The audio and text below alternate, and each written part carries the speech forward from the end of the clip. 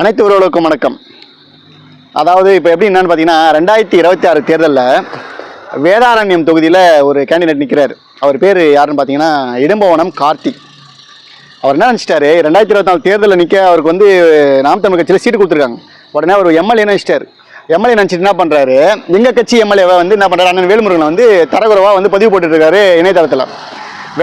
வேதாரண்யத்தில் நீங்கள் நின்று முதல்ல டெபாசிட் வாங்குறீங்களான்னு பாருங்கள். ஒரு யூடியூப் சேனலு ஒரு வீடியோ எடுத்துக்கிட்டு நீங்கள் போட்டிங்கன்னா ப்ராப்ளம் ஆகிட்டிங்கன்னா நீங்கள் வந்து உங்களை வாக்கு செலுத்தி வந்து உங்களை வந்து எம்எல்ஏ ஆகிடுவீங்கன்னு நினச்சிட்றீங்க. அது கிடையாது. தேர்தல் அரசியல்ன்றது வேறு, இணையதள அரசியல்ன்றது வேறு. நீ வந்து தொடர்ச்சி இணையதளத்தில் உட்காந்து நீ அரசியல் பார்த்துருக்க. உனக்கு நான் ஒரே விஷயம் கேட்குறேன். பண்ருட்டி தொகுதியில் உங்கள் கட்சி வந்து ஒரு பிரச்சாரம் வந்து கூட்டம், தெருமுனை கூட்டம் ஒன்று போடுறீங்க. அந்த கூட்டத்துக்கு காவல்துறை அனுமதி தரல. அங்கே சில விஷயம் இருக்குது, காவல்துறை அனுமதி தரல.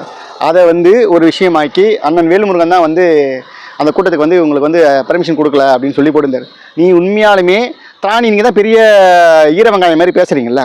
உங்களுக்கு திராணி தான். நீங்கள் மற்ற இடத்துல தொகுதியில் வந்து ஏதாவது ஒரு இடத்துல ஆர்ப்பாட்டம் போராட்டம் தரணும்னா நீங்கள் வந்து உடனே வந்து காவல்துறை தரணும்னா கோர்ட்டில் போட்டு அந்த இடத்துல வாங்கி ஆர்ப்பாட்டமாக போராட்டமாக பண்ணுவீங்களா? அதேமாதிரி நீங்கள் பண்ண வேண்டியதானே. அந்த இடத்துல பண்ருட்டி தொகுதியில் நீ போட்டு இருந்திருக்கணும். அன்றைக்கி தெரிஞ்சு உங்களுக்கு என்ன லட்சணம்ட்டு உன் நல்ல நேரம் வந்து அங்கே அனுமதி தரலன்னு நீங்கள் ஏன் விட்டுக்கடாச்சிட்டு போயிட்டீங்க. புரியுதா? உண்மையாலுமே உங்களுக்கு வந்து தெரியும் அங்கே போட்டால் பிரச்சனை ஆகும்னா நீ பயந்தடிச்சுன்னு ஓடினீங்க. உனக்கும் உங்கள் தலைவருக்கும் எல்லாருக்கும் தெரியும் எங்கே சவுண்ட் விட்டு பேசணும், எங்கே சவுண்ட் விடாமல் பேசணும்.